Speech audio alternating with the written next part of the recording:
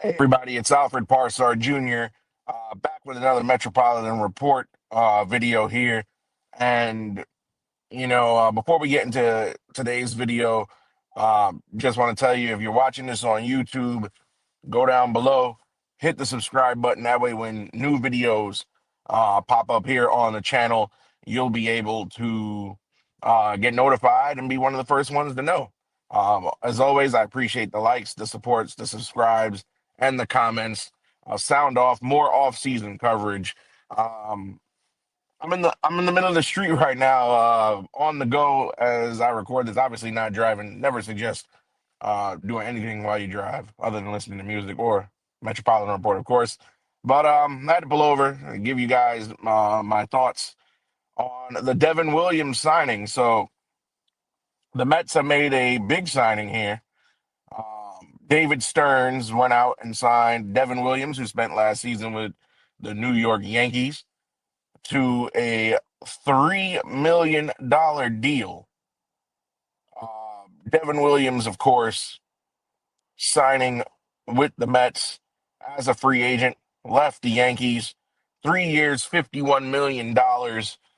Devin Williams, however, has struggled ever since the 2023 National League Division Series when the Mets came from behind and beat the Brewers in that series to advance out of the wild card round, not even the NLDS. They advanced out of the wild card round to go meet the Phillies in the NLDS. Nobody will ever forget that go-ahead home run that Pete Alonso hit to take the lead. That was off Devin Williams, and a lot of people will say that Pete Alonso broke Devin Williams after hitting that home run. But nonetheless, Devin Williams last season with the Yankees, 67 appearances. He posted a win-loss record of 4-6, 4.79 ERA, 90 strikeouts in 62 innings. But I believe the most telling statistic of all here, Williams had 18 saves last season as a Yankee closer and 22 save opportunities. He blew 4 saves, but he was pegged to be the Yankee closer last season. Was Devin Williams, and midway through the season, the Yankees didn't like what they saw to Devin Williams, and they went with a closing committee. Sorry. So Devin Williams, very shaky 2025 campaign, but Devin Williams is accomplished. I don't want to take away what he has accomplished despite the bad season. Again, Devin Williams made his MLB debut in the pandemic shortened 2020 season. He was the setup man for Josh Hader um, back in that COVID shortened season.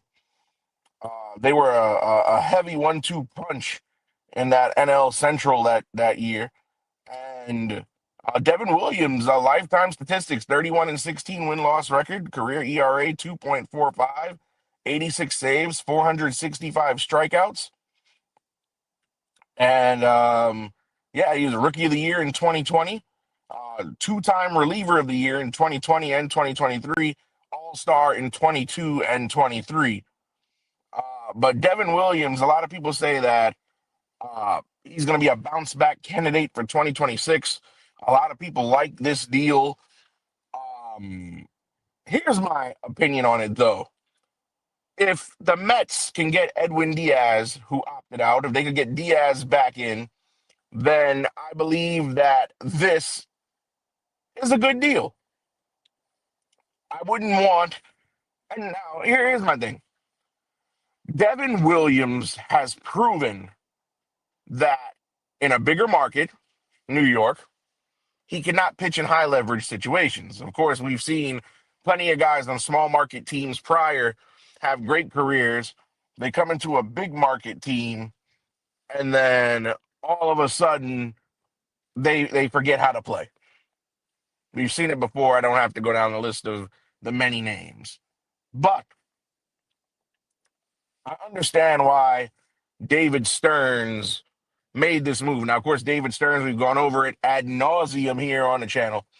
David Stearns came up to fame as an executive in the Milwaukee Brewers organization. Devin Williams was one of those guys that he developed. He knows Devin Williams. They go back. He's had faith in Devin Williams in the past. He's trusted Devin Williams. And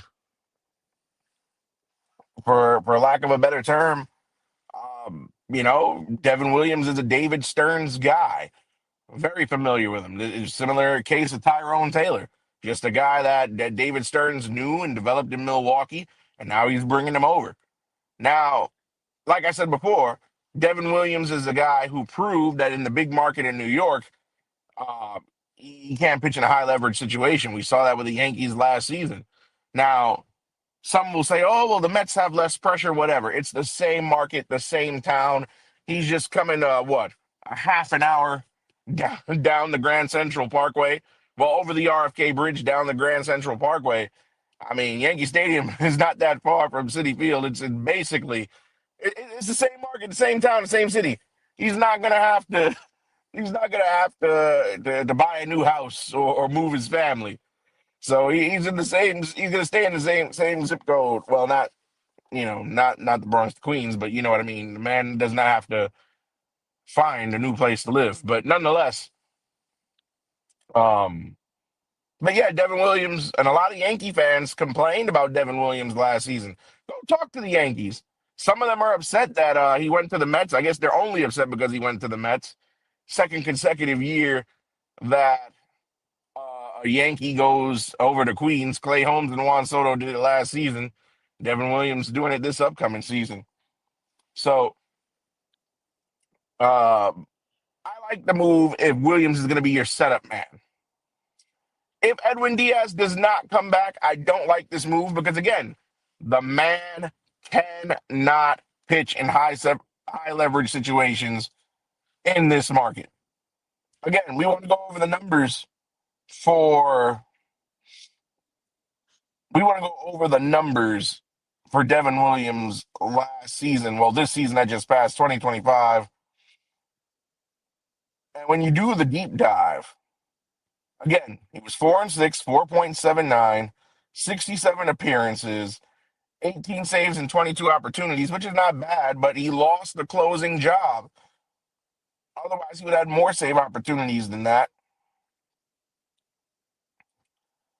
Devin Williams, 90 strikeouts, 25 walks. That's not too bad for a guy that pitches one inning on average. Last season in the Bronx had a career high. Opposing batters hit 197 off of him. I'm not going to count 2019 because he only made 13 appearances for Milwaukee that year. But 197, not too bad, but it's just in the pressure cooker. So in the pressure cooker, he did not thrive in the Bronx in Yankee Stadium. So you want to go month by month here last season, and let me just pull it up.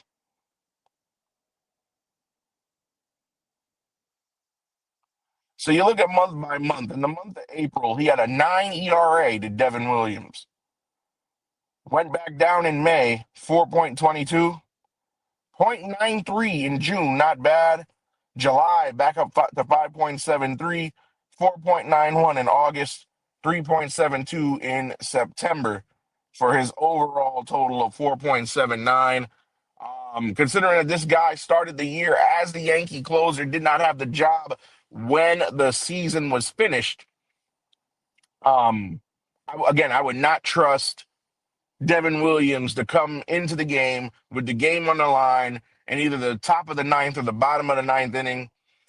Um, Typically, you want your late guy or your closer to have an ERA no more than north of 2. And for Devo, like I said, I don't know what happened to his psyche, but after that wild card round against the Brewers, where Pete Alonso hit that home run to save the season in 2024, Williams has been broken. He hasn't been the same since. Again, this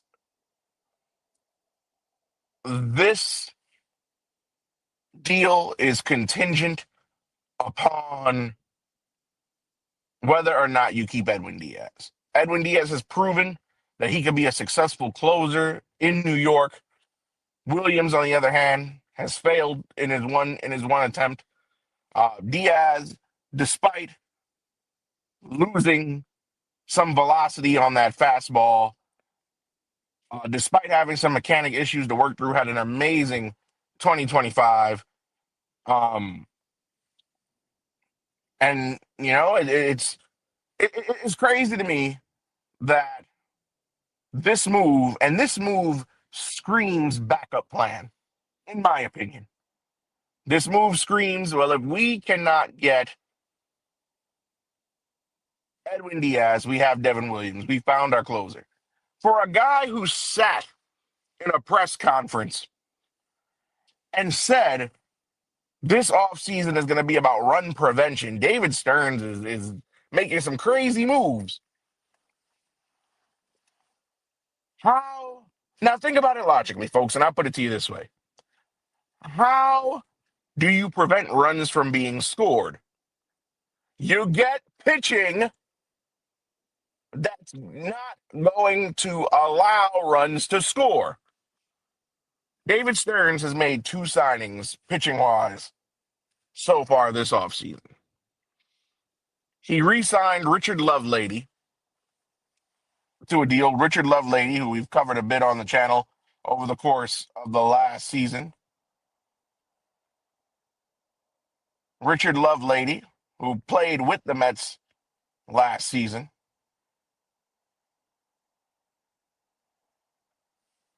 And he had a 6.30 ERA. And you talk about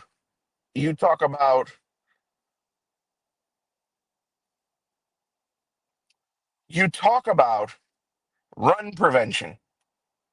And you go in, as a matter of fact, let's go through the total numbers, right? So David Stearns goes into the presser, talks about run prevention, right? He brings back Richard Lovelady, who pitched in 8 games for the Mets and had a 6.30 ERA. Before those 8 games, Lovelady pitched in 2 games for the Blue Jays and had a 21.60 ERA. 21.60 in Toronto. And the Blue Jays are a team that just played in the World Series. See, and this is my disconnect with David Stearns, and this is why I call for the man to be fired. The Blue Jays just played in the World Series. Yes, they lost to the Dodgers, but they got to the World Series. All they needed to see was 2 poor performances out of this guy before they cut him loose. David Stearns, we've seen him with Frankie Montas and everybody else coming down the pike, Ryan Helsley and all these other people. You put them in the game, they have bad outing after bad outing, and he keeps them around. I'm very surprised that they cut Frankie Montas after he opted in for this season. I didn't think Stearns had the cojones to do that. But you talk about run prevention, and you bring back a guy who, on the second most successful team in baseball last season, had an ERA north of 21. He comes here and has an ERA north of 6. And overall, 10 games last season, 0-1, 8.49 ERA, 11 and 2/3 innings, 12 strikeouts. And this is one of the guys, and you talk about run prevention. Then you go and get Devo. All right, Devo's nowhere near as bad as Lovelady, but still a guy who was across town in the same market, 4.79 ERA, 4-7 record, lost the closing job. What is this, a Ryan Helsley 2.0? Helsley was the closer for St. Louis when we got him at the trade deadline this past season and came to New York and stunk. How he got a bag from Baltimore, I'll never know.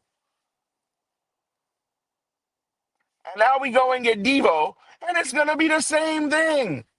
I think they say he's a bounce back candidate. You think just because this is Stearns' boy, and this is a guy Stearns knows that's going to be enough to get him over the hump? He's not a high leverage guy. He lost the closing job, and the Yankees bullpen is not all that great. Or wasn't all that great.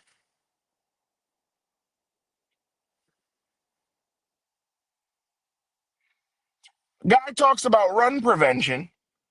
You get Lovelady. I don't know why they brought Lovelady back, and you can go look it up, folks. It's a major league deal, so he's probably going to be on the roster to start the season when April comes around.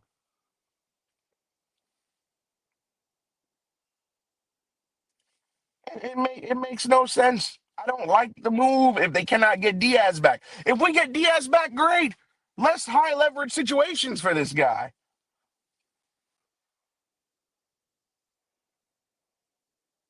And the Mets, it's not like they have a lot of options. Gregory Soto, Tyler Rogers, Ryan Stanek, they all elected free agency this offseason. And I would put any amount of money that Tyler Rogers probably ends back up in San Francisco. I don't want Gregory Soto back. Stanek is so. When he's good, he's good. When he's bad, he's horrendous. And if Diaz doesn't come back, we're gonna have a makeshift bullpen all year probably. Who's gonna fill out this bullpen? We saw what Huascar Brazaban will give you after teams get a chance to study tape on him.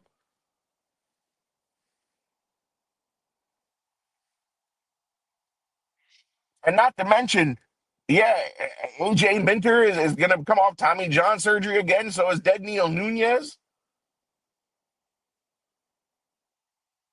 You got rid of Drew Smith, who would also be coming off of an injury. You traded Tampa Ray for Joey Gerber, who has never been much of anything. So for a guy preaching run prevention, I'm not too confident whatsoever. I'm not too confident whatsoever in this move if Edwin Diaz does not come back. If Edwin Diaz comes back, great. You get Diaz back, no problem. Then I'll say the move was good. If Devin Williams can bounce back and be the setup man, and and we've seen it before where you've had closers regress into a setup man role. John Wetland did it for the Yankees when they said, all right, Mariano's our guy. He said, okay, no problem. Won the ring in 96, went to the Rangers after. We've seen it before.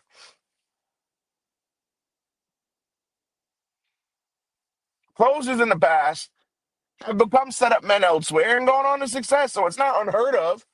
But if this guy, Devin Williams, is the closer for the Mets, and we don't get Edwin Diaz back because this screams contingency plan, I don't like the move. $17 million a year AAV for this guy. $17 million AAV.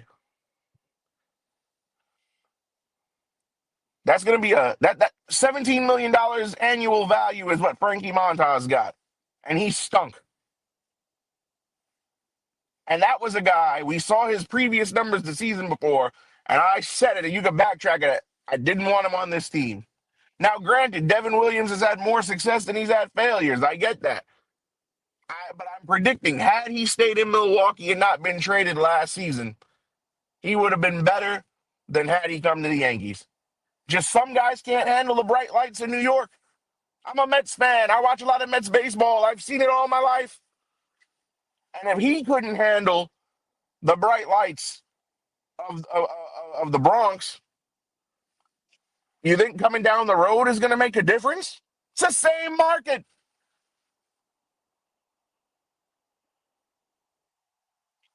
Well,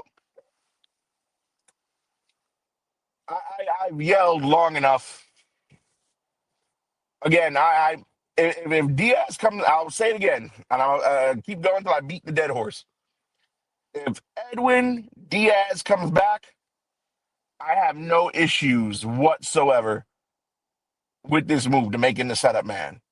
But if Williams is the closer, It's going to be a very frustrating 2026 for the Metropolitans.